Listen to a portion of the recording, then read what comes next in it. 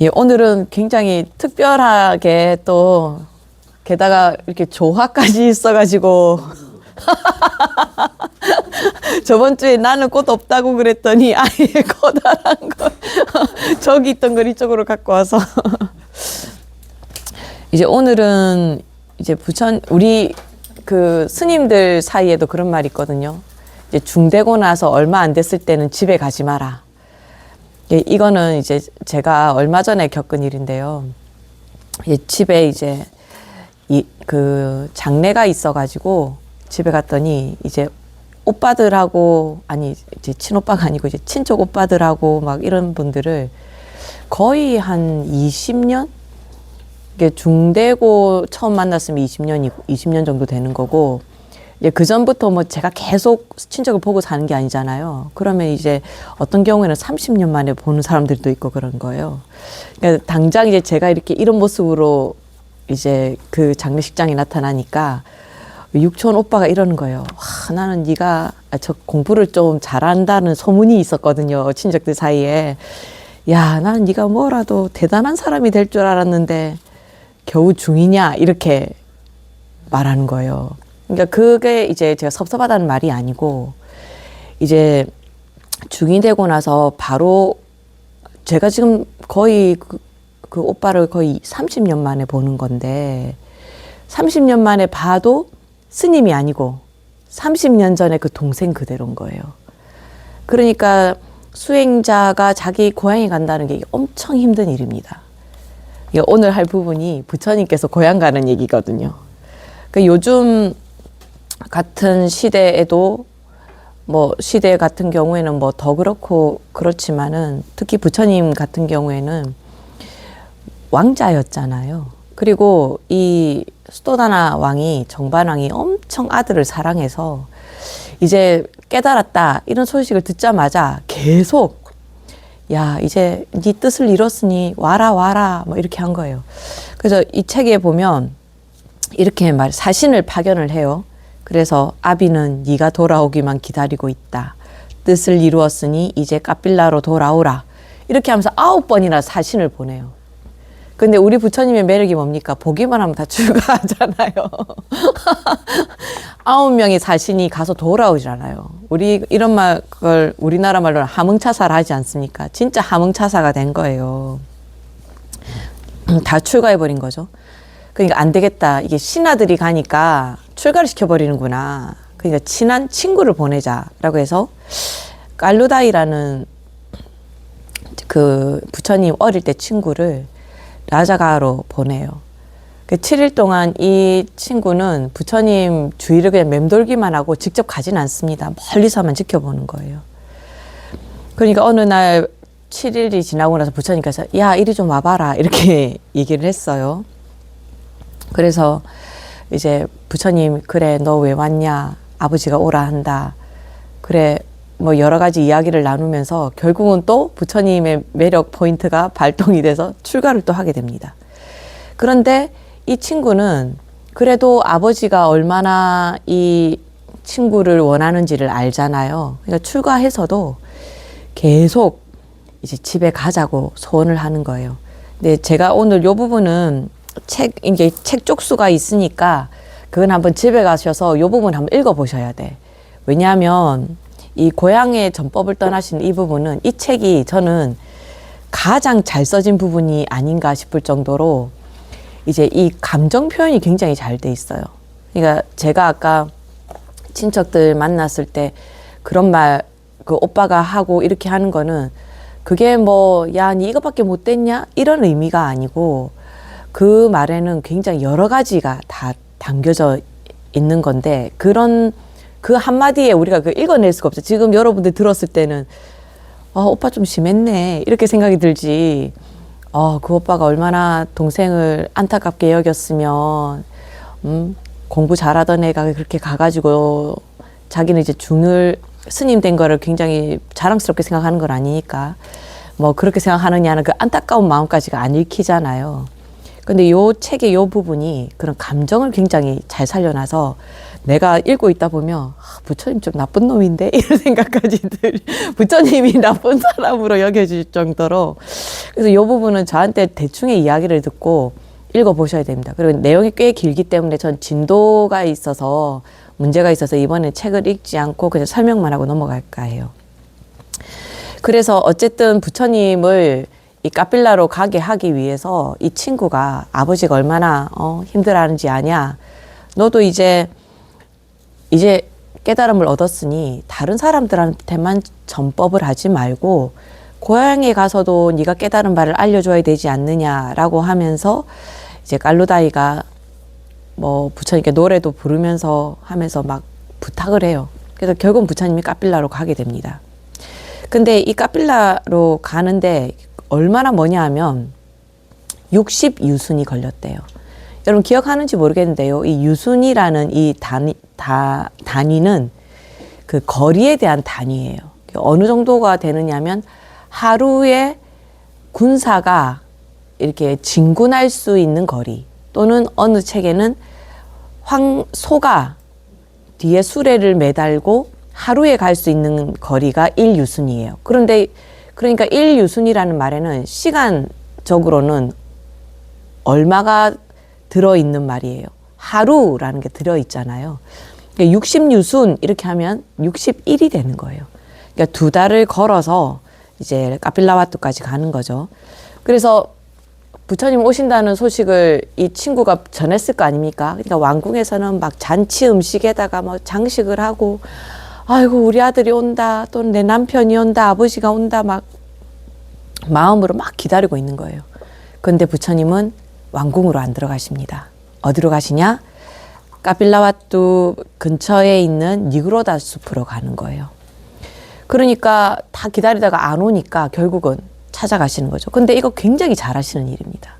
왜냐하면 제가 최근에 이제 이런 일을 많이 겪었기 때문에 이제 제가 마을로 내려가서 그 장례식장에서 식구들을 봤을 때는 아이고 네가 참 이렇게가 되는데 이제 제가 있으니까 친척들이 우리 절로 왔어요. 그러니까 절에서 보니까 스님이 달라 보인다라는 거예요. 그러니까 절에 있는 스님은 훨씬 더 위대해 보이고 뭔가 스님이 출가하신 뜻이 있구나 그런 생각이 들더래요. 그러니까 이거 부처님께서도 마찬가지인 거죠. 자기가 어렸을 때 살던 성에 가는 거는 그 성의 주인은 누구예요? 아버지고 그 자기의 가족들이잖아요. 그러면 옛날에 부처님의 모습으로 맞이하는 거예요. 그런데 부처님께서 그게 아니고 숲에서 제자들과 함께 있는 곳으로 갈 때는 그 숲의 주인은 누가 되는 거예요? 부처님 되는 거잖아요.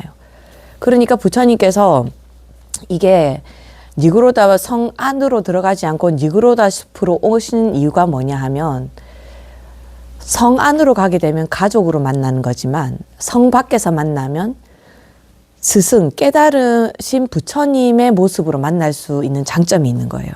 그러니까 어떻게 하겠어요? 기다리다가 안 오니까 급한 사람이 목마른 사람이 우물 판다고 이 스토다나 왕이 친족들을 데리고 그리고 신하들을 데리고 숲으로 직접 찾아가게 됩니다.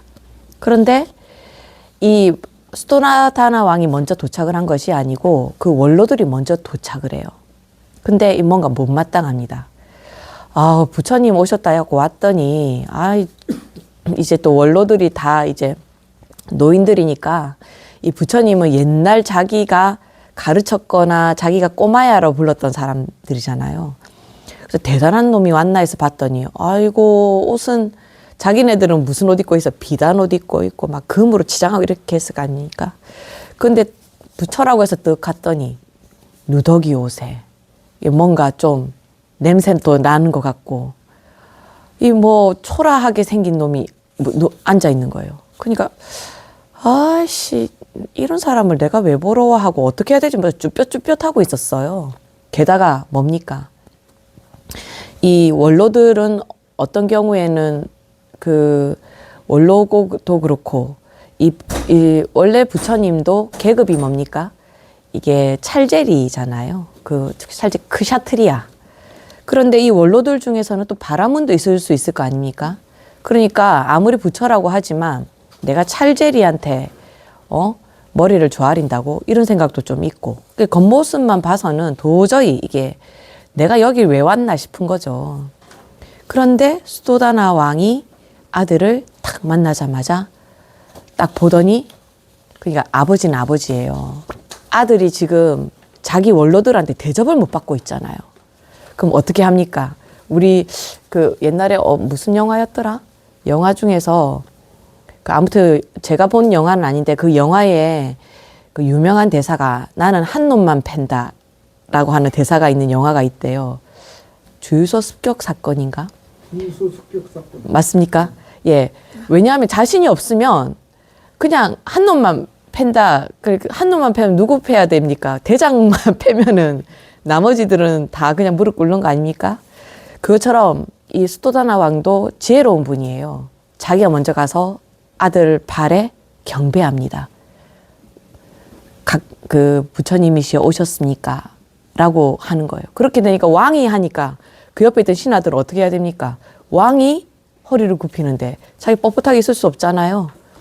가서 머리를 조아리고 경배합니다. 근데 요거는 또 우리 어디서 한번 이런 사건을 봤었죠. 우르엘라 까사빠가 부처님께 출가하고 나서 이제 그 옆에 있는 안가국하고 갔을 때 이제 사람들이 원래 자기의 스승이었던 까사파에게 인사를 해야 될지 새파랗게 젊은 부처님한테 인사를 해야 될지 어리둥절하고 있을 때 그 까사파가 뭐부터 합니까? 부처님께 경배하면서 나의 스승이시다 이것부터 먼저 해줬잖아요. 그러니까 이걸 보면 참 우리가 저는 이제 어릴 때 이런 책들을 읽으면 아이고 바보같이 부처님도 못 알아보고 그 왕이 해야 그렇게 안 하지만 나도 못 알아보는 거거든요. 그죠? 우리는 이 깨닫는 사람을 알아볼 수 있을 만한 지혜가 없습니다. 근데 제가 진짜 이번에 제가 지금 이제 학교에서 교양 과목을 가르치고 있거든요. 근데 제가 진짜 반성을 한 게 전 그냥 이제 전공 과목 가르치다가 걸 가르치게 되면 학년이 거의 3학년 아니면 4학년이라든가 정해져 있어요. 근데 교양 과목이다 보니까 이게 1학년부터 4학년까지가 다 있는 거예요. 근데 요즘 애들이 그 풋풋함이 별로 없어요. 보면 그냥 나보다 나이 많은 것 같은 그런 느낌, 아니, 내가 젊다는 말이 아니고 얼굴만 봐서는 이게 어른같이 느껴져요.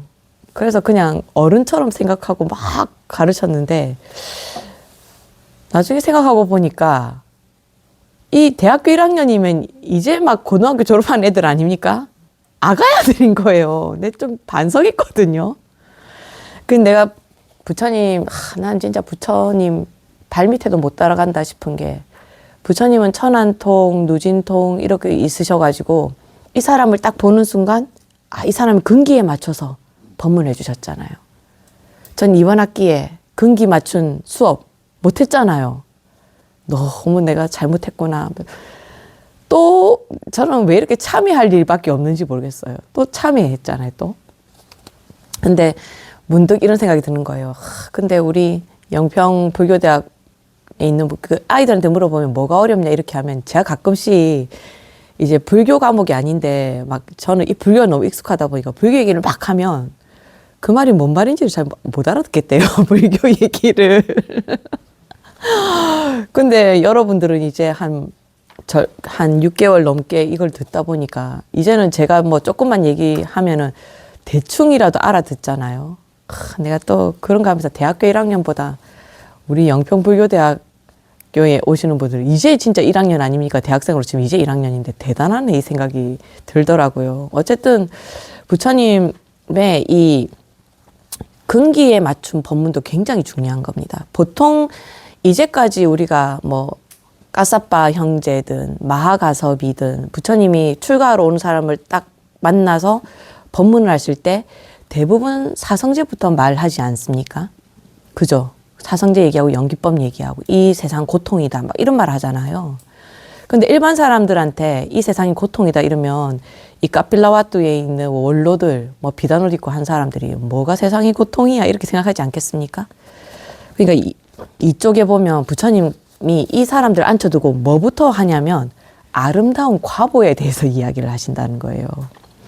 보시하고 계율 지키고 욕됨을 참아내는 삶을, 인욕이잖아요. 이게 욕됨을 참아낸다라고 책에서 표현하고 있지만 사실 이 말은 인욕이죠. 그러니까 우리는 보통 불교에서 말하는 인욕은 나의 마음을 들뜨게도 하지 말고 가라앉게도 하지 말고 늘 평정심을 유지하는 그 힘을 유지하라는 게 인욕이거든요. 너무 기쁘다고 좋아하지 말고 나한테 불행이 왔다고 너무 좌절하지 마란 얘기란 말이에요. 그걸 참아낸다라는 말은. 그런데 여기서는 이제 말을 그냥 욕됨을 참아낸다. 이거 좀 나쁜 쪽으로만 설명을 하고 있는데요. 이게 결국 뭡니까? 보시, 지게, 인욕 아닙니까? 우리 어려운 말로 하면. 그러니까 이 사람들한테 어려운 법문을 안 하신 거예요. 그러니까 이 세상을 좋은 과보로 이제 앞으로 계속 너 행복하게 살고 싶지? 그럼 다른 사람들한테 보시해라. 그리고 계율 지켜라. 제가 늘 말하죠. 계율 지키는 이유가 뭡니까? 업을 청정하게 하기, 앞으로의 나쁜 일을 만들지 않기 위한 일이잖아요. 그러니까 계율을 지켜라. 그리고 인욕해라. 이렇게 말씀하시면서 또 두 번째, 이제 그 정반왕이 계속 그 사신을 보냈는데 모두 출가해버렸잖아요. 그러니까 사람들이 좀 어리둥절하지 않겠습니까? 아니, 왜 다 부처님한테만 가면 출가하는 거야? 그랬더니 출가 공덕이 엄청나게 크다는 것을 또 찬탄하시는 거예요, 부처님께서. 그러면서 모든 고뇌와 속박에서 벗어나는 법, 마지막으로 사성제에 대해서 이야기를 하시는 거예요. 그런데 고뇌와 속박에서 벗어나는 법만 얘기했으니까 사실은 이게 그 멸도에 대한 도에 대해 수행을 해야 된다라는 측면에서만 말씀을 하신 거죠. 그러니까 부처님의 가르침을 보면은 진짜로 이것이 근기에 맞춘 설법이다라는 걸 알 수 있는 거죠. 근데 이 장에서는 제가 보기에는 이 부처님의 이 설법보다는 이 부처님과 같이 위대한 깨달음을 얻으신 분을 말하자면 내 가문에서 배출하고도 이 아들이었다라는 것, 이 그 애욕을 모두가 다 끊지를 못해요. 그러니까 아버지가 숲을 떠나면서 아버지가 이렇게 부처님과의 대화가 있는데 이것만 한번 볼까요? 189쪽. 그래도 쪽수를 써놨으니까 189쪽을 한번 볼까요? 그래도 집에 가서 요 고향에서 전법은 꼭 한번 읽어보세요. 이렇게 말합니다. 그 밑에서 하나, 둘, 두 번째 이제 따옴표 있는 되거든요. 보관도 버리고 검푸른 머리카락도 자르고 볼품없는 모양새가 되었구나. 화려한 궁전에서 위엄을 떨치던 너에게 이런 남루한 누더기가 다 뭐냐? 이거 보세요. 아들한테 아까 발에 인사한 이유가 뭡니까? 내 아들을 다른 사람들이 인사를 안 해? 그런 것 때문에 이제 다른 사람들 인사시키기 위해서 경배를 했다는 게 이 말에서 나타나잖아요. 너 이제 이 집 그만해라 이 말 아닙니까? 그러니까 부처님께서 이렇게 말씀하시죠. 마음속 교만을 버리기 위해 감노법을 증득하기 위해 보관과 비단 옷을 버린 것입니다. 언젠간 발해버릴 검푸른 머리카락을 자르고 저는 가장 높고 바른 깨달음을 증득하였습니다. 라고 얘기를 해요. 그런데도 아버지는 계속해서 내 소원은 네가 부처님 되는 게 아니고 훌륭한 왕이 되는 거다 라고 막 얘기를 하는 거예요. 근데 이렇게 다 말해놓고 수도나나 왕이 이제 지금 다시 이쪽 이거 프린트로 돌아와서요. 이제 이렇게 말하니까 이놈 더 말해봐도 소용없구나 이렇게 생각하고 숲을 떠나면서 수도나나 왕이 이렇게 말합니다. 내 아들 시달타는 순수혈통의 찰제리이다. 크샤트리아다. 그죠? 찰제리인 나의 아들을 저런 바라문들이 감싸고 있다니. 이게 뭡니까? 깨달은 거를 찬탄하는 게 아니고 부처님 제자들 중에 바라문 많지 않습니까? 그죠? 그 까사파 형제들도 바라문이고 마하가섭도 바라문이잖아요. 그러니까 이 부처님이 깨달은 것 자체를 기뻐하고 좋아하는 게 아니고 우리 아들은 두 번째 카스트인데 바라문보다 못하잖아요. 그런데 우리보다 높은 카스트가 우리 아들한테 절을 하고 있구나. 이걸 기뻐한다라는 거예요. 얼마나 우리가 지금 부처님 대단하다는 걸 생각하고 보면 얼마나 어리석습니까? 그죠? 그래서 궁에 가서 근데 또 샤가족한테는 또 뭐라고 말했는지 볼까요? 191쪽에 또 이렇게 바라문들이 다 내 아들을 이렇게 다 존경을 하는구나 그렇게 말하고는 샤가족한테는 이렇게 말합니다. 고향에서 걸식인데 바로 위에 거요. 나의 아들은 안욕따라 삼약삼보리 위 없이 높고 바른 깨달음이다. 그죠? 안욕따라 삼약삼보리를 성취하여 신과 인간의 존경을 한 몸에 받고 있다. 시달타는 우리 샤가족의 자랑이고 우리 왕족의 긍지이다. 나의 아들은 바라문이 아닌 찰제리의 호의와 시중을 받아야 마땅하다. 태자가 출가하지 않았다면 분명 전륜성왕이 되었을 것이고 그들은 모두 태자의 신하가 되었을 것이다. 그대들은 모두 부처님께 기하여 부처님의 가르침을 받들도록 하라. 아들한테는 야 그만 두고 집에 가자 이렇게 말해놓고는 또 샤가족들한테 가가지고는 야 이렇게 위대한 전륜성왕이 됐을 우리 아들이 바라문한테 이렇게 존경받으면서 깨달은 자가 됐다. 그러니까 이게 귀하는 이유가 깨달아서 귀하는 게 아니고 바라문의 존경을 받은 사람이니까 귀하라. 참, 이 아버지 보면 좀 답답하지 않습니까? 그러니까 아버지한테는 이 아들의 깨달음이 무엇 때문에 기쁜 겁니까? 아들이 이제 고통에서 벗어나서 자기가 고민하던 데서 이제 고민이 더 이상 없고 마음이 편안하고 자기 원하는 삶을 살고 있구나 해서 기쁜 것이 아니고 높은 계급인 바라문의 존경을 받으면서 저렇게 있는 것이 기쁜 거죠. 호의를 받으면서 있는 것이. 아무튼 그런데 부처님 이제 그 성 밖에 있는 그 니그로다 숲이니까 숲에서는 어떻게 걸식을 할 수가 없잖아요. 그럼 어디로 가야 되겠습니까? 성 안으로 들어가야 돼요. 그런데 이 성으로 들어가서 걸식을 하는 것을 보고 까빌라 왕족들이 모두 부끄러워합니다. 그러니까 이 부처님 원래 각자의 집에 가서 뭐 각 집을 돌면서 음식을 구걸하시지 않습니까? 그런데 이게 이 걸식을 부끄러워하는데 이 야쇼다라도 마찬가지입니다. 192쪽에 보면 이제 야쇼다라가 이렇게 위에서 하나, 둘, 세 번째 이 따옴표 보면 황금 수레를 타고 위용을 자랑하며 거리를 누비던 분. 저분이 이제 맨발로 다니는구나. 흙으로 만든 그릇을 들고 집집마다 밥을 빌러 다니는구나. 자존심이 강한 샤가족에게 있을 수 없는 일이었다. 그러니까 수도다나 왕도 아까는 존경해라 해놓고는 또 막 니 왜 이러노 하면서 또 막 달려나간 거예요. 그러니까 찰제리는 당신의 종족입니다. 저희는 부처님의 종족입니다. 라고 말하면서 야 여기서 말하지 말고 성 안에 들어와라. 내가 비구들을 위해서 공양을 올리겠다. 그래서 성으로 초청해서 공양을 직접 올립니다. 그러니까 이거는 수도다나 왕이 정말로 공양을 올리고 싶어서 올렸다라기보다는 길거리를 누비는 저 모양이 탐탁지 않았던 거죠. 그래서 집에 오게 만듭니다. 그러니까 마하파자파띠는 이제 누굽니까? 부처님의 양 어머니잖아요. 그죠? 이모였죠. 그래가지고 이제 마하파자파띠도 기쁘게 이 공양 준비를 합니다. 근데 이제 마하파자파띠는 이게 좀 여기서 나오는 표현을 보면 이게 제가 그냥 그렇게 느껴서 그런 건지 모르겠는데 좀 뭔가 내 아들이 아니다라는 분위기처럼 아이고 내가 열심히 해서 잘 대접해드려야 되겠다 뭐 이 정도의 느낌으로 준비를 하더라고요.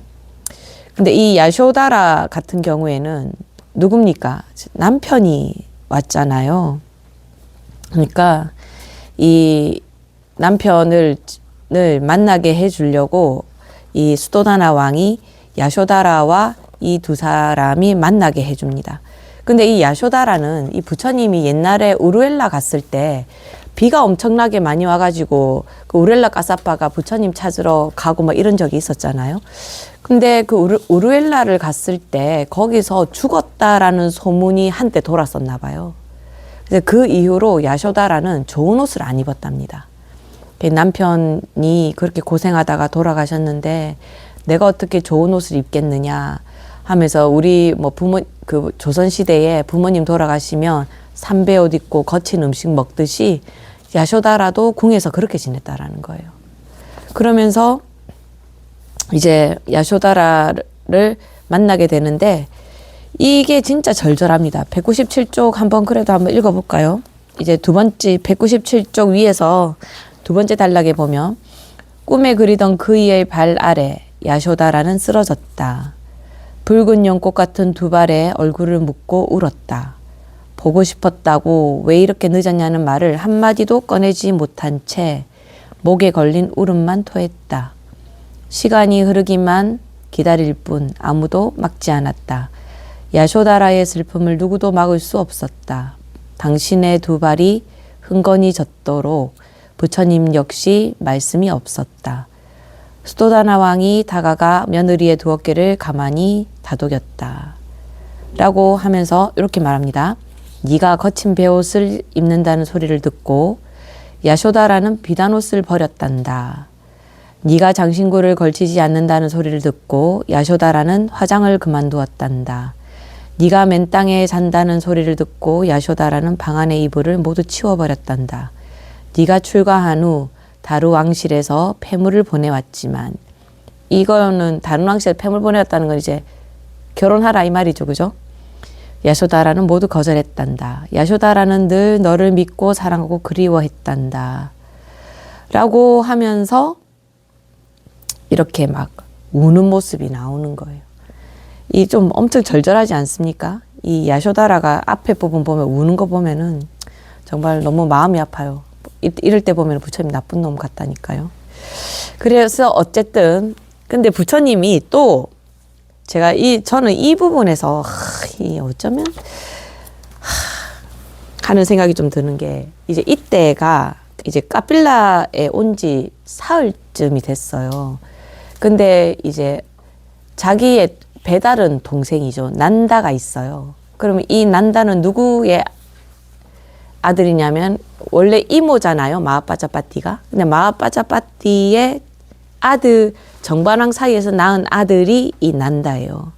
근데 이 난다가 그 샤가족 중에서 최고 미녀인 여자랑 결혼식을 올리는 날인 거예요. 그래서 막 결혼식을 올리니까 막 이렇게 잔치를 막 하고 있는데 그때 부처님께서 바루를 들고 그 잔치집에 나타나십니다. 그러니까 이 난다가 그걸 보고 갑자기 마음에 충격을 받은 거예요. 아니, 형님이 엄청 당당하고 똑똑하고 잘생기고 멋있었던 우리 형님이, 맞잖아요. 그죠? 형님이 어떻게 저런 모습으로 내 잔치집에 오셨을까? 막 여러 가지 마음이 막 만감교차하는 거예요. 그래서 가서 그 바루를 확 뺏어버립니다. 뺏어서 거기에다가 막 음식을 막 집어넣어요. 이렇게 화난 듯이 해가지고는 부처님 이제 가시라고 하고 딱 드리니까 부처님께서 그 바루를 안 받으시고 음식을 안 받으시고 아무 말도 안 하고 돌아서 나가십니다. 그 성 밖을. 그냥 난다 갑자기 그걸 들고 충격을 받은 거예요. 아니 내가 우리 형님한테 뭔 짓을 한 거지? 이분께서 이쪽에 오셔서 부처님 되셨으니까 이제 거시가는 건 당연한 건데 내가 형님한테 도대체 무슨 짓을 했나 싶어서 그 바루를 들고 나가는 거예요. 그 형을 따라. 그러니까 그 이제 막 결혼식 하고 있었잖아요. 부인이 붙잡아요. 어디 가십니까? 하니까 이제 어디 가십니까? 하니까 이 난다가 이제 형한테 갖다 주고 오겠다고 그러는 거죠. 그러니까 이 부인이 제 화장이 지워지기 전까지 오세요 라고 했던가 이렇게 말을 해요. 빨리요 라고. 화장이 지워진다라는 말은 이제 오늘 밤에 내 씻기 전까지는 오라 이 말이겠죠. 그죠? 근데 부처님이 계속 걸어가는데 이 난다가 아무리 따라가도 이 부처님을 따라잡지를 못하는 거예요. 이건 뭐 도력이 있어서 그런 게 아니고 부처님 벌써 가셨고 아내하고 막 얘기하고 이렇게 쫓아가니까요. 그러니까 이거 형님 이거 빨리 마누라한테도 돌아가야 되겠고 부처님 안 따라잡아지고 하니까 중간에 비구들을 만나요. 그러니까 이거는 우리 형님 아니 부처님 바른데 진짜로 형님 이렇게 말해요. 형님 아니 우리 부처님 바른데 당신 스승님 바른데 이것 좀 부처님께 좀 갖다 드리라고 이렇게 얘기해요. 그러니까 이 비구들이 부처님 바를 우리가 어떻게 봤습니까? 직접 갖다 드리세요 이런단 말이에요. 그러니까 그거를 들고 난다는 그 니그로다 숲까지 가는 거예요. 근데 부처님을 만나면 어떻게 됩니까? 또 출가를 해버리는 거예요. 또 출가를. 형님한테 미안하다고 하고 막 빌고 뭐 하는 도중에 이 약한 마음이 든 이거 미안하다고 하는 그래 너 미안하지? 그럼 출가 어떠냐? 이렇게 또 출가를 시켜버려요. 내가 진짜 이제 막 결혼했는데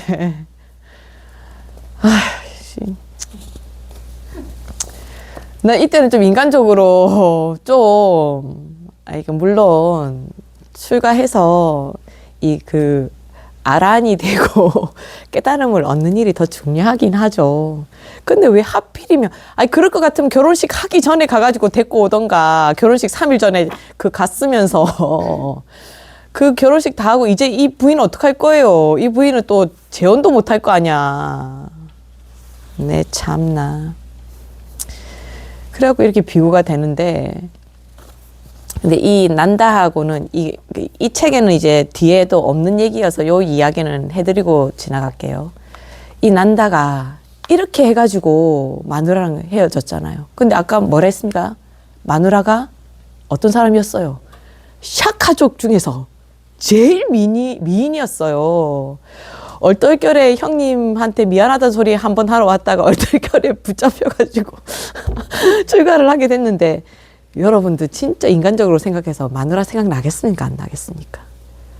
밤마다 이 마누라 생각이 나서 공부를 못 하는 거예요. 그러니까 부처님 이 잠도 못 자고 매일 이 마누라 보고 싶어가지고 징징대는 이 난다한테 부처님 하루는 찾아가십니다. 난다야, 너 왜 이렇게 공부를 안 하냐? 이렇게 했더니 형님이라고는 안 했겠지. 그렇지만 이제 제 내피셜로 형님 나 결혼식만 하고 왔잖아요. 마누라 너무 보고 싶어요. 우리 부인 한 번만 보고 올게요. 뭐 이런 식으로 얘기한 거죠. 너무 보고 싶다고. 부처님 뭐라 하시냐면 야, 이 마누라 그렇게 예뻐?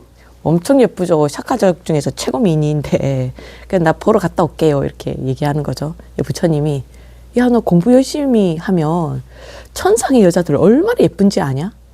네 마누라하고는 비교도 안 돼. 너 열심히 공부해봐. 천상의 여자를 만날 수 있다니까. 그 말을 듣고 난다가 그래요? 가면서 천상의 예쁜 여자를 한번 만나보려고 공부를 열심히 한다는 겁니다. 그래서 결국은 아라한이 됐대요. 그럼 아라한이 되고 나면 이제 애욕이 떨어지니까 이제 부인 보고 싶은 마음도 없고 천상의 예쁜 여자를 만날 일도 그런 생각도 떨어지겠죠. 여기서 중요한 게 뭐냐면 지난번에 말씀드렸던 우리 마하가섭 같은 분들한테 예쁜 여자 있으니까 공부하세요 이러면은 마하가섭 뭐라 했겠습니까? 부처님 미쳤어요? 이렇게 하지 않았겠어요? 마하가섭은 왜냐하면 그 두타제일 이전에 부인하고 또 부모님 요청 때문에 결혼하기는 했지만 청정함을 지키기 위해서 부인과 이런 꽃다발을 옆에 놓고 잤다잖아요. 근데 그런 사람한테 천상의 여자가 예쁘니까 하는 말은 씨알도 안 먹히지 않겠습니까? 그러니까 부처님께서는 아까 제가 얘기했던 대로 항상 그 근기에 맞도록. 그러니까 제가 항상 좀 반성하는 부분이거든요. 나는 언제쯤이면 좀 근기에 맞는 법문을 할 수 있는가. 그런 생각을 하는 거죠. 부처님 진짜 이런 면에서는 부럽습니다. 근데 난다를 결혼식에서 이렇게 데리고 나온 건 좀 너무한 것 같아요. 결혼식 전에 갔어야지. 안 그래요? 차라리 파혼을 시켜야지. 이거 결혼식 해가지고 아이고.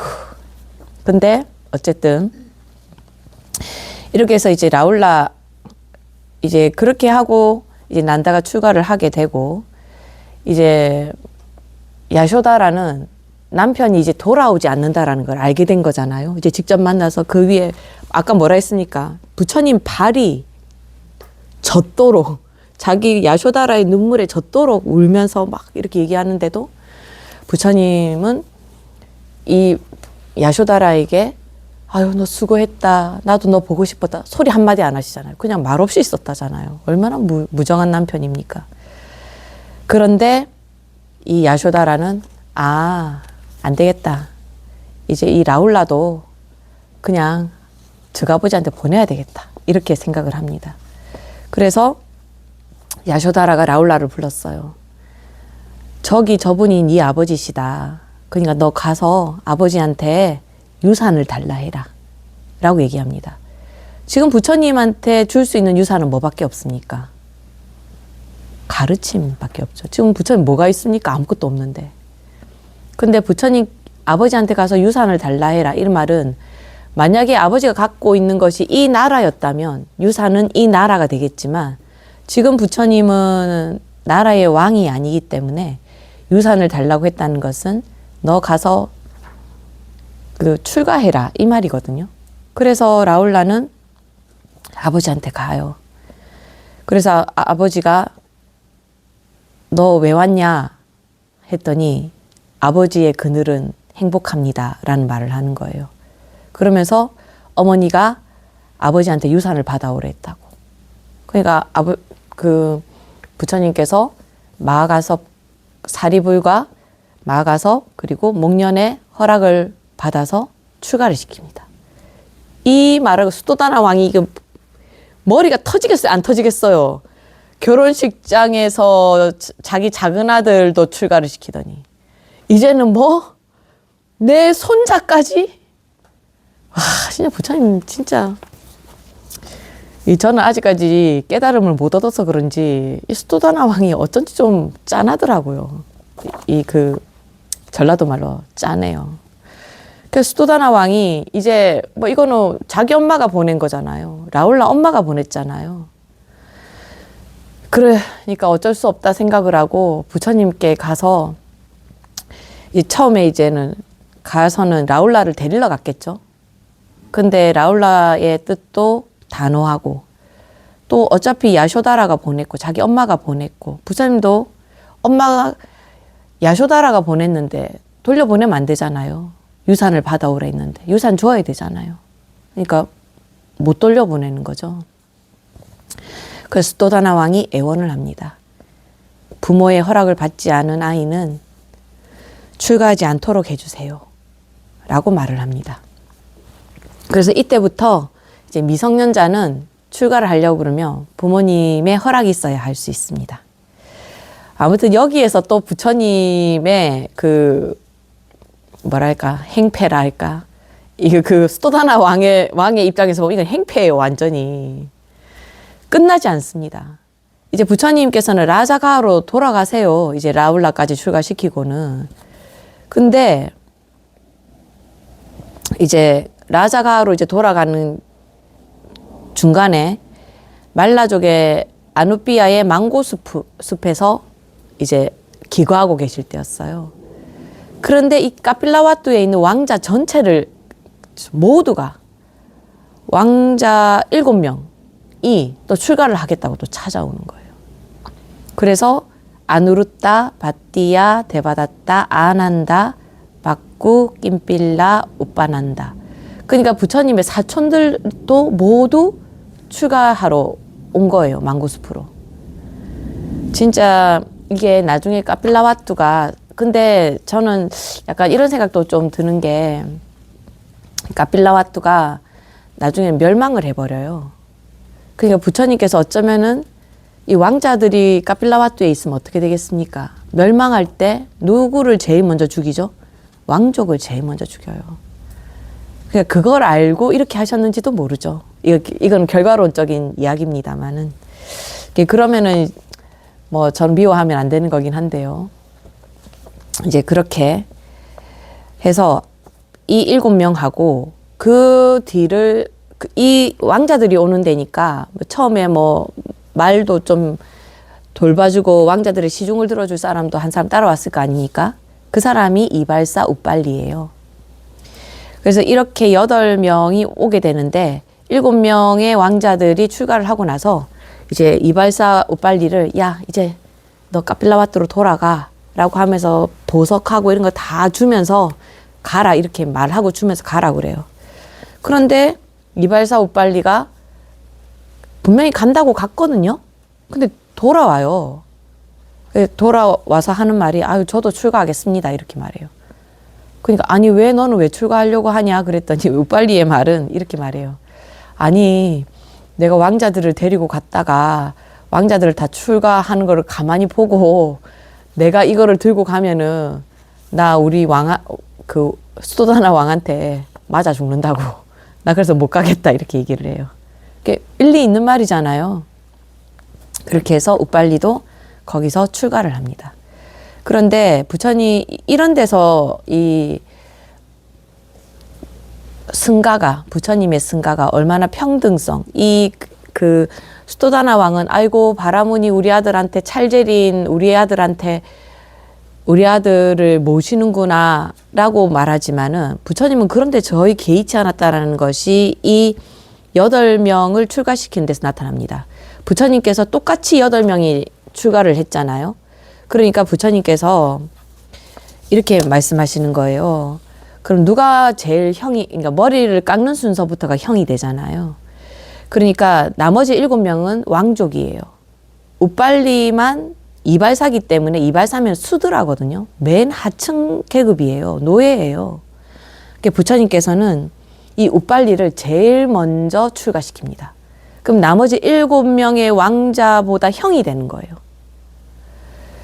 부처님께서 왜 그런 걸 시키셨겠습니까? 이 벌써부터 왕자들한테 출가를 먼저 한 사람들이 형이니까 네가 앞으로도 2,500명, 앞에 2,500명의 비구들이 있잖아요.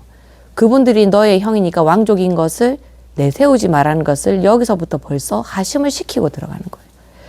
그래서 이발사 우빨리는 우리가 뭐뭐 제일 있잖아요. 누구 제일이라고요?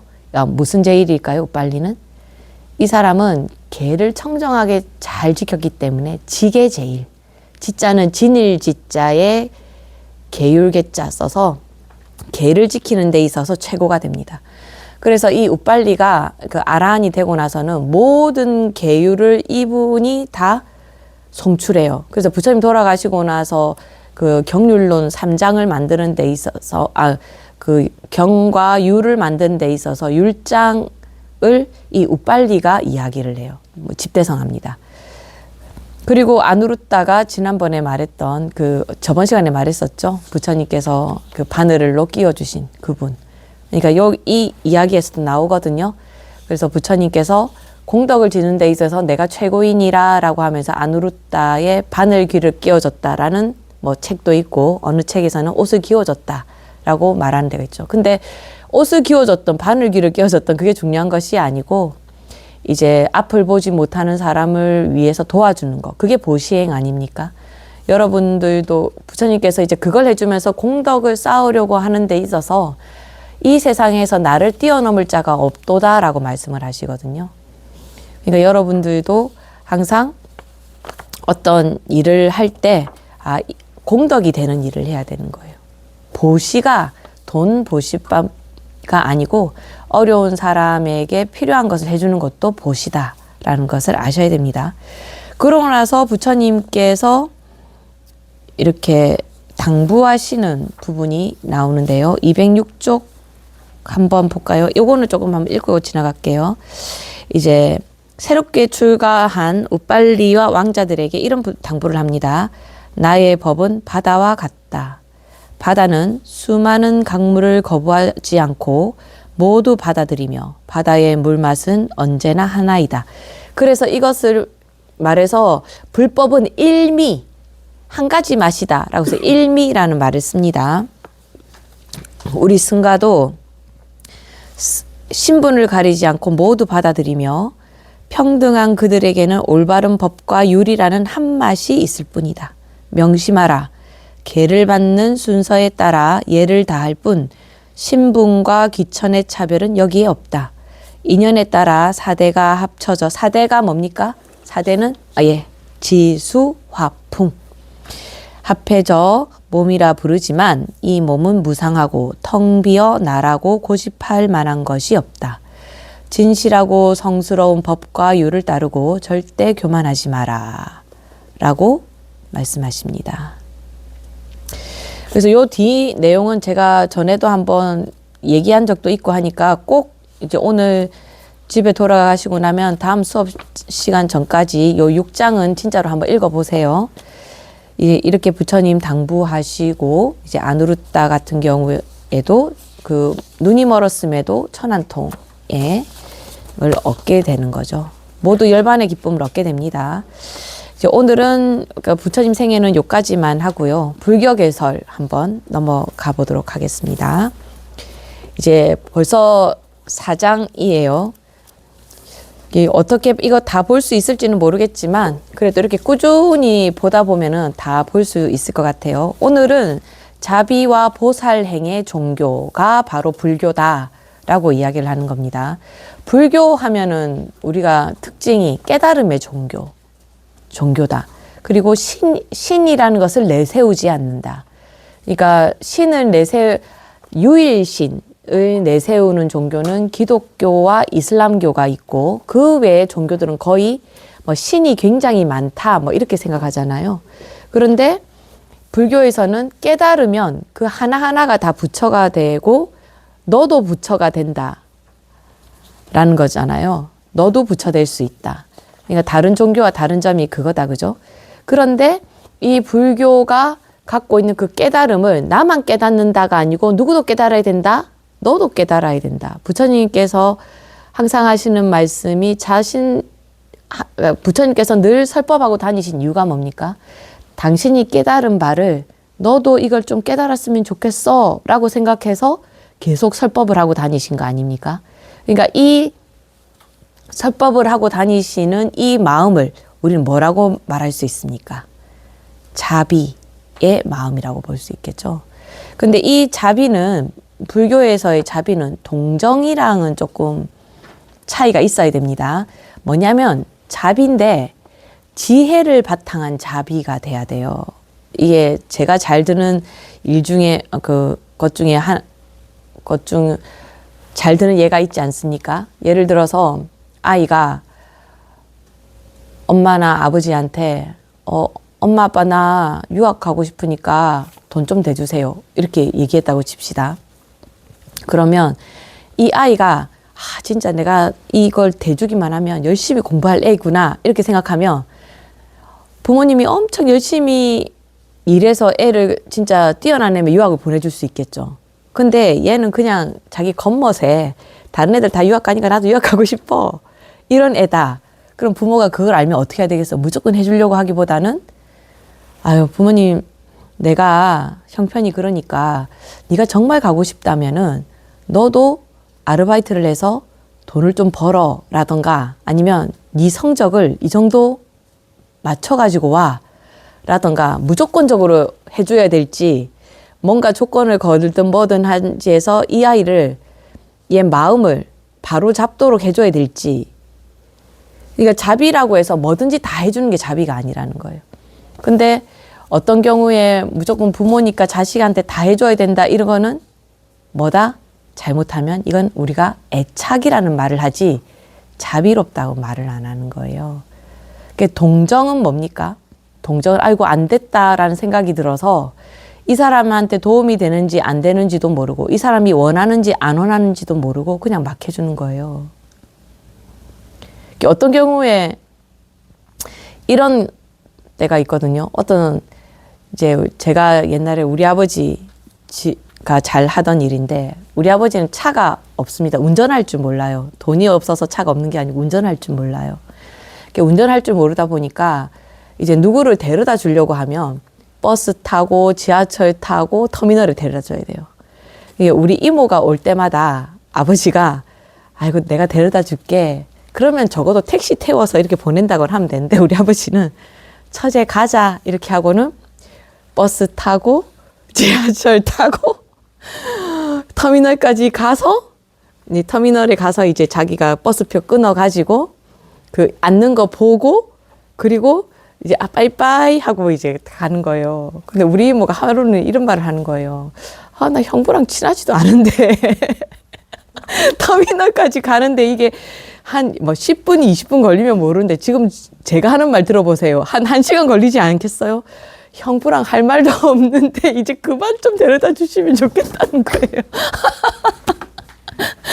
근데 아버지는 우리 아버지 마음은 뭡니까? 아이고 내가 손님이 오셨는데 내가 배웅은 해드려야지. 이 어떻게 생각하면 아버지 입장에서는 뭐 동정일 수도 있고 자비일 수도 있고 그런데 그 이모가 불편하잖아요. 그러면 사실은 이모를 데려다 주지 말고 그냥 그 버스비 얼마라도 주면서 아유 처제 이거 갖고 택시 타고 버스 타고 가. 아이고 와서 고마워. 다음에 또 놀러 와. 이러면 아이고 우리 형부 이렇게 할 건데 나쁜 형부는 아니었는데 이게 표현하는 방식이 아버지가 나쁜 건 아닌데 뭔가 사람을 불편하게 하잖아요. 이게 자비라는 거는 이게 이 사람한테 정말 필요하고 이 사람이 불편하지 않는 데서 해야 되는데 동정은 잘못하면 사람을 불편하게도 만들거든요. 자존심을 상하게 만들기도 하고. 그러니까 부처님의 자비는 어떤 것이냐면 부처님은 자비를 베풀 때 요 한 가지밖에 없습니다. 아, 얘들도 고통에서 벗어나서 깨달았으면 좋겠다. 요 마음밖에 없어요. 그러면 부처님 자비를 얘기할 때 이런 말을 많이 하거든요. 불교에서는 내 자식과 같이 사랑하신다. 아까 제가 유학 얘기했듯이 우리 애가 공부를 조금만 잘하고 하니까 내가 웃긴데요. 우리 신도님 중에 그 애기 아빠가 왔어요. 이제 애를 낳은 지 얼마 안 된 거예요. 그러니까 이게 애가 눈 뜨고 이렇게 막 쳐다보는 이런 거 있잖아요. 그 애들 다 하는 일인데 우리 애가 엄청 특별하다고 생각 다 하잖아요.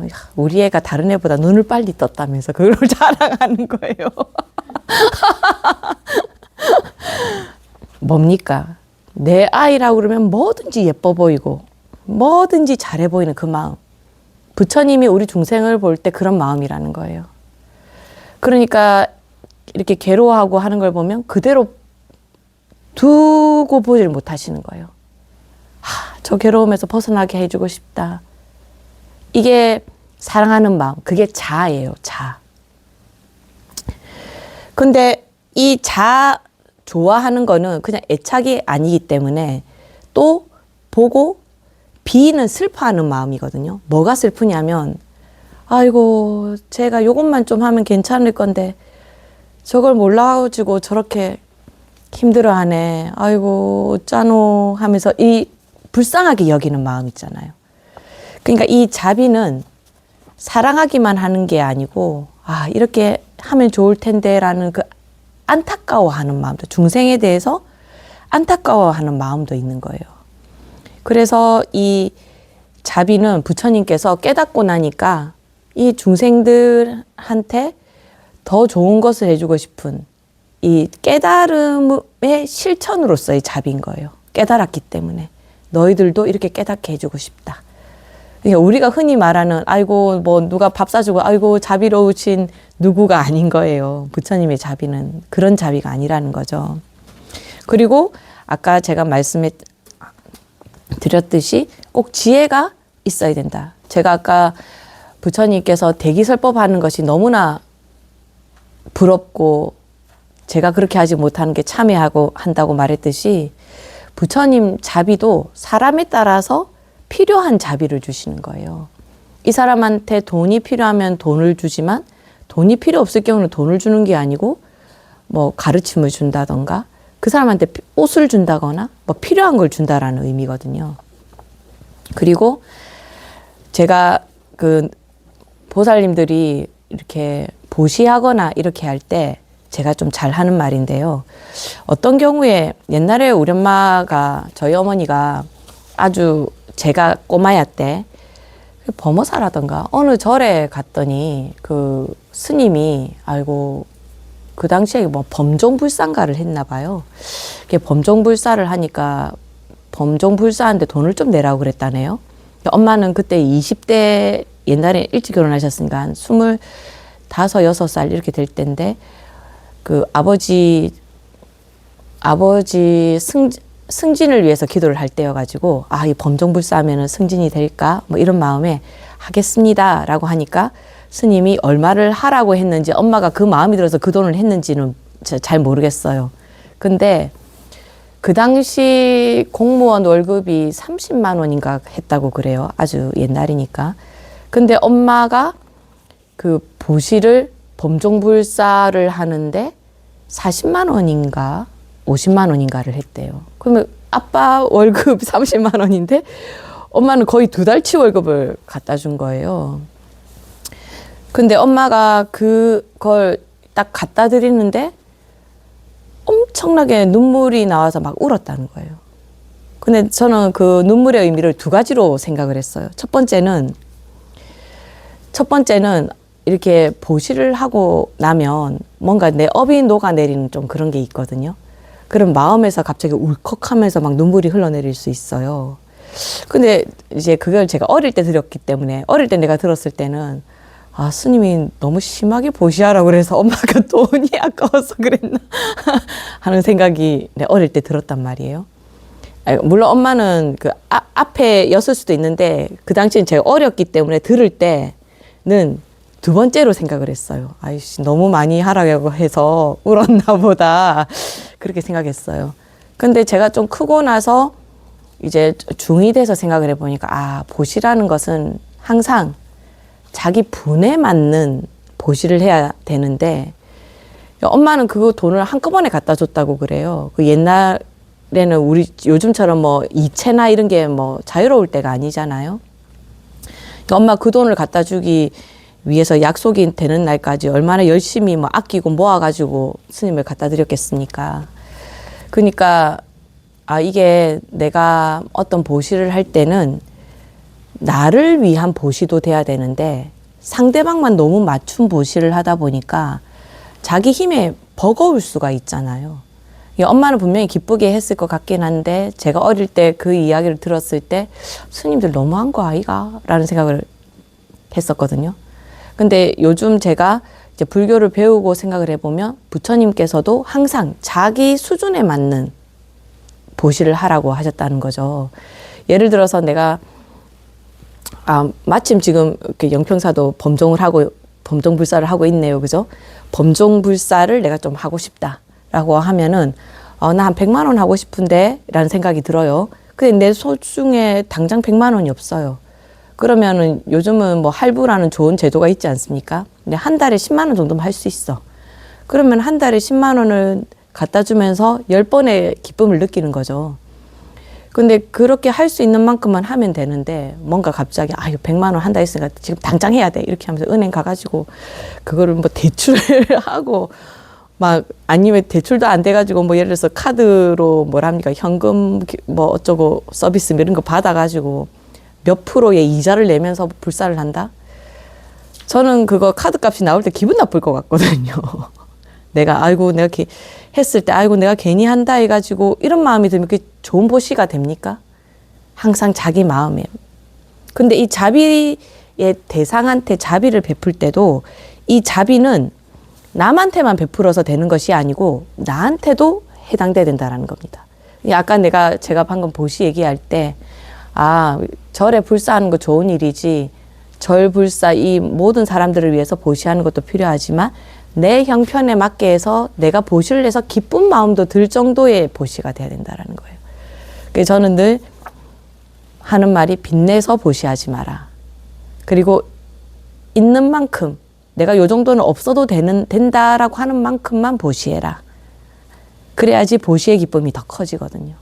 그러니까 불교는 제가 너무 이렇게 불교에 대해서 좀 자긍심을 갖고 있는 이유가 뭐냐면 이 불교는 항상 나를 배제하고 남만 한 말이 없어요. 그리고 나만 생각하고 남을 버리지도 않아요. 항상 뭐? 우리 모두. 그러니까 제가 기도할 때 어떻게 해야 된다? 우리 모두 잘 되게 해주세요. 라고 하면 어떻게 되는 거예요? 나도 포함되고 그 외 사람들도 포함되죠. 제가 우스갯소리로 아이고 뭐 애들 와서 지금 대학이나 취업이나 막 이렇게 할 때 스님 우리 아들 좀 붙게 해주세요 이렇게 말하면 우리 아들만 붙으라 하지 말고 그 시험 치는 사람들 다 붙으라고 하라고 이렇게 말하면 그러다가 우리 아들 떨어지면 어떡해요? 라고 말하기도 해요. 근데 그게 우리 아들만 붙어라 이렇게 말하면은 그 말에는 뭐가 포함돼 있어요?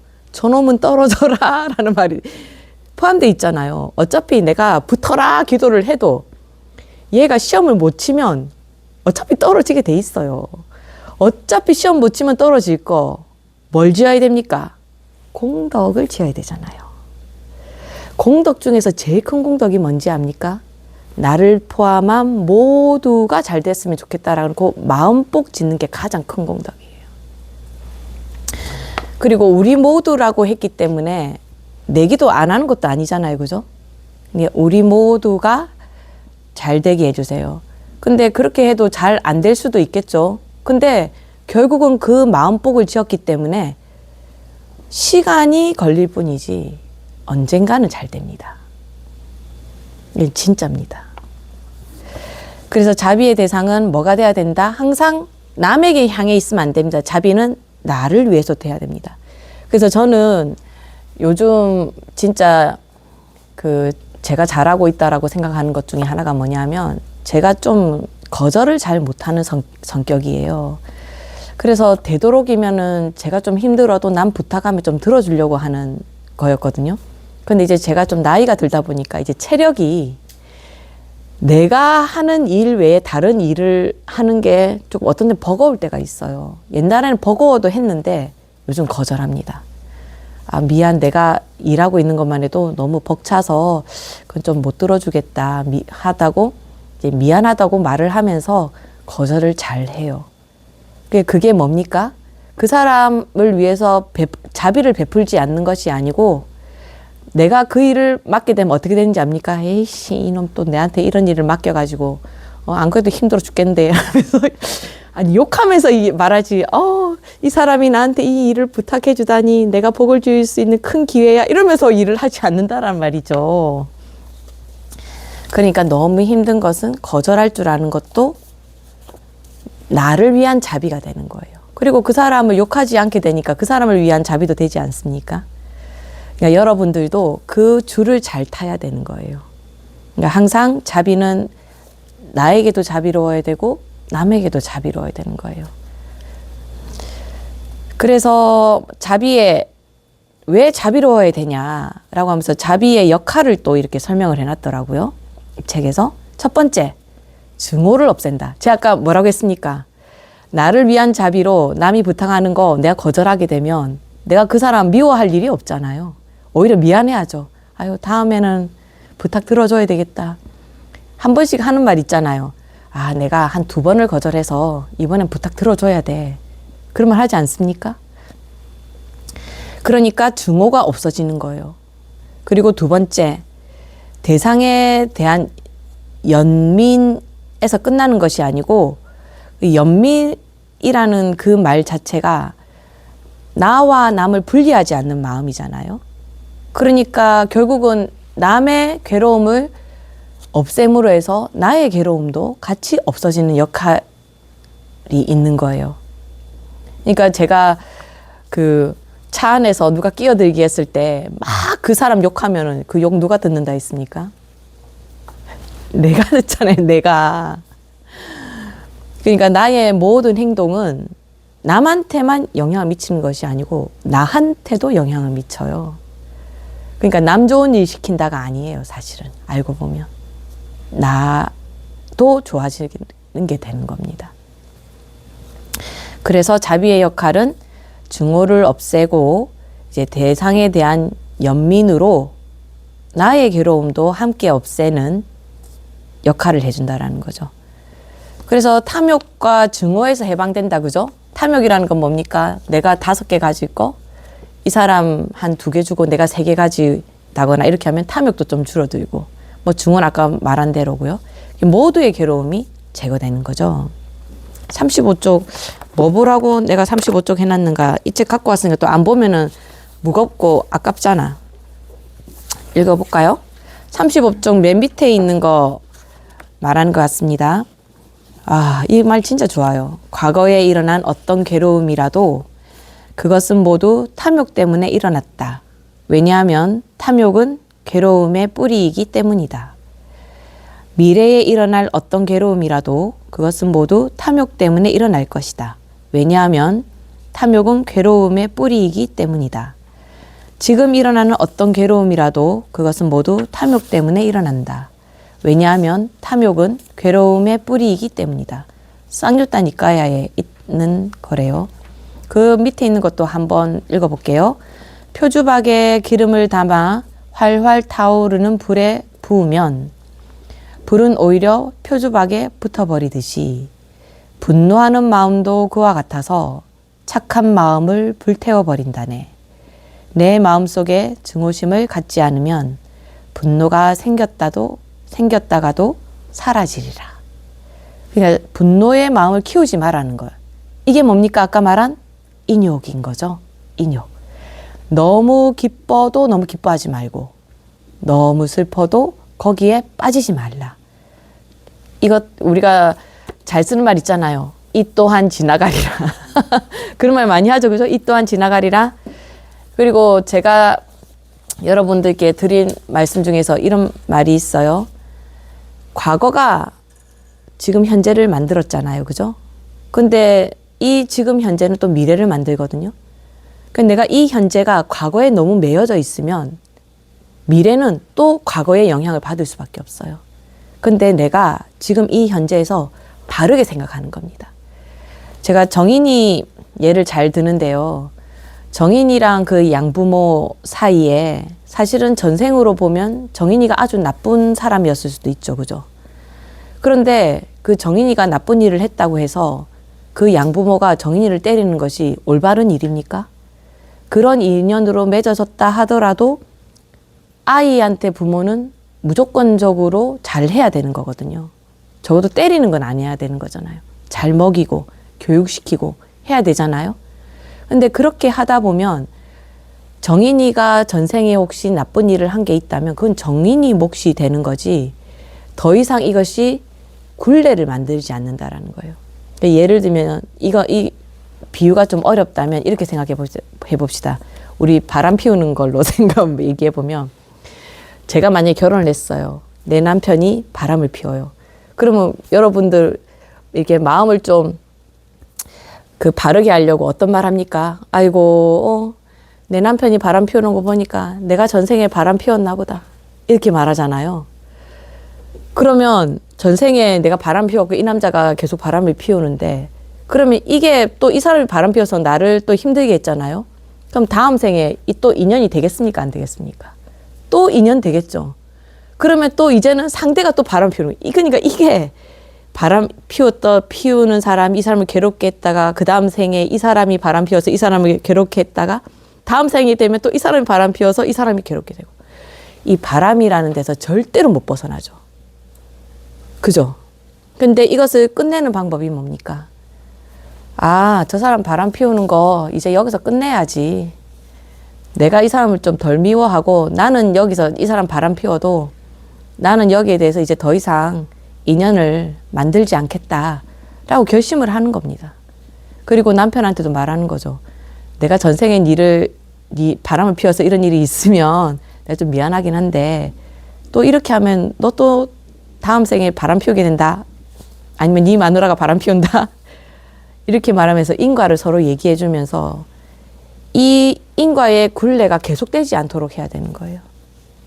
이 정인이가 죽어버린 걸로 이 인연이 끝나면 좋은데 정인이가 애기였기 때문에 이제 뭐 이렇게 복수하거나 그러진 않았으니까 이 인연이 여기서 끝날 가능성이 저도 높다라는 생각은 드는데 혹시 끝나지 않았다면 또 정인이가 또 그 양부모를 어떻게 해야 돼요? 이 굴레가 끝나질 않잖아요. 근데 자비심은 어떻게 해준다? 이 굴레를 끝나게 해주는 거예요. 왜? 증오를 사라지게 만드니까요. 그래서 보살의 길과 마음 중에서 중요한 것이 뭐냐면 사무량심입니다. 4가지 무량심인데 우리 사무량심을 외울 때 자비희사 이렇게 외워요. 자비희사 들어보신 적 있죠? 그죠? 이거는 보살의 마음이기 때문에 우리는 하기 좀 어려울 수도 있습니다. 그런데 그 뜻은 알고 있어야 되겠다. 그죠? 자무량심은 아까 말했던 대로 남을 마치 나의 자식을 사랑하듯이 남을 그렇게 사랑할 수 있어야 되는 거예요. 그런데 이 무량심의 전제가 뭡니까? 깨닫도록 하는 마음이에요. 그러니까 무조건 막 잘해주는 걸 자비심이라고 말하는 게 아니고 깨달았으면 좋겠다. 고통에서 벗어나갔으면 좋겠다라는 생각을 가져야 된다는 거예요. 그리고 비무량심은 그 괴로움을 덜어주는 거예요. 어떻게 덜어주는 거예요? 보살님 같으면은 어떻게 하겠어요? 그 중생에게 가르침을 줘서 야, 너 이제 더 이상 윤회의 굴레에서 벗어나야 되지 않겠니? 그냥 계속 미워하는 거 그만해 라고 이야기를 해야 되겠죠. 근데 저는 신도님을 보든 누구를 보든 저도 마찬가지지만 과거 일에 매여서 과거에 우리 엄마가 나한테 나를 학대했어 뭐 이렇게 얘기하면 계속 이제 지금은 엄마가 나를 학대하지 않는데 계속 엄마는 나를 학대해서 그럼 지금도 학대하고 있다는 말이 되는 거잖아요. 그죠? 근데 학대 옛날엔 했지만 지금은 하지 않는다라는 생각이 들지 않으면 이 굴레를 끊기가 어렵거든요. 그러니까 남의 괴로움을 덜어기도 해야 되지만 내가 그 과거에 매여 있어서 내가 괴롭다면 그 과거도 끊어낼 수 있는 용기가 필요하다라는 거. 지금은 안 그렇잖아? 라고 생각을 해야 된다라는 거죠. 그리고 희무량심은 이게 진짜 중요한데요. 우리가 흔히 속담에 뭐 있습니까? 사촌이 땅을 사면 배가 아프다 이러잖아요. 근데 이 말은 사촌이 땅을 사면 함께 기뻐해라 이 말입니다. 저도 잘 안 되는 거지만 이건 질투심을 없애는 거잖아요. 아유 남이 오 잘됐다 너무 잘됐다 이렇게 해주는 거예요. 아까 말했죠. 마음의 공덕을 짓는 것이 가장 큰 보시이다. 이 희무량심은 마음의 공덕을 짓는 것 중에서도 또 큰 공덕을 지을 수 있는 것 중에 하나입니다. 희무량심. 여러분도 기억해 두세요.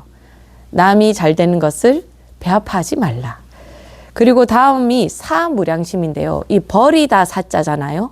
이 버린다랑 뭘 버리느냐면 차별을 버리는 거예요. 아까 정반왕은 이 계급에 대한 게 있으니까 평등을 모르잖아요. 아이고 우리 아들이 찰젤인데 바라문이 인사를 하네. 벌써 평등하지 않은 불평등한 게 있는 거죠.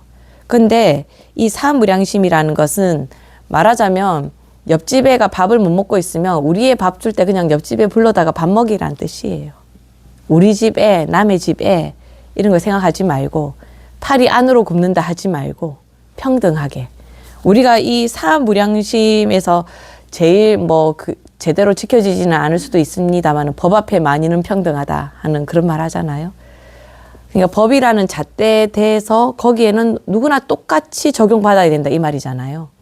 그러니까 이 사무량심이라는 건 뭐냐면 보살 또는 부처님이 중생을 괴로움에서 구제하고자 하는 그 마음은 평등한 거지 너는 공부를 잘하니까 빨리 구해내고 너는 공부를 못하니까 너는 뭐 보시를 적게 했으니까 안 가르쳐준다 이런 게 없다라는 거예요. 가르침에 아낌이 없다라는 뜻도 되는 거예요. 그래서 그것을 보살의 대자대비라고 이야기를 하고 제가 상구보리 하와 중생 이거 맨 첫 시간에 말씀드렸던 거잖아요. 불교의 모토는 나를 이롭게 하는 것으로 나도 깨달아야 되는데 남을 이롭게 하는 것으로 내가 깨달은 만큼 남도 깨닫게 해주는 거. 우리는 그것을 이제 관무량수경에서는 권진, 이제 깨닫도록 야 절에 가자라고 이야기하고 불교대학 가서 공부하자라고 얘기하고 아이고 힘들 때는 연불하자라고 얘기하고 막 증오에 불타고 있으면 이것도 그냥 시간 지나면 다 지나가는 일이니까 증오를 통해서 윤회 들지 마라고 이야기해 주는 거. 이 모든 것이 하와 중생에 들어갈 수 있어요. 우리는 감히 이제 교화할 수는 없더라도 뭐는 할 수 있어요? 권할 수는 있지 않습니까? 그러니까 여러분들은 얼마나 부처님을 권하고 살고 있는가 한번 볼 수 있지 생각해 봐야 되지 않을까. 뭐 시험에 나올 만한 것이 이제 사무량심, 자비희사. 자비희사? 우리가 희사라는 말 쓰잖아요. 우리 뭐 할 때 희사 씁니까? 뭐 이렇게 아낌없이 줄 때 희사 쓰잖아. 그 희사예요, 요게. 이 사무량심 잘 기억하시고 여러분들의 생활에도 이 사무량심 한번 적용해 보면 좋겠습니다. 오늘 시간도 다 됐고 내용도 다 마쳤습니다. 수업 이걸로 마쳐야 될 것 같은데요. 혹시 질문 있으십니까? 예, 그럼 너무 수고하셨습니까? 수고하셨습니까가 아니고 수고하셨습니다. 감사합니다. 그거 멈춤 해주세요.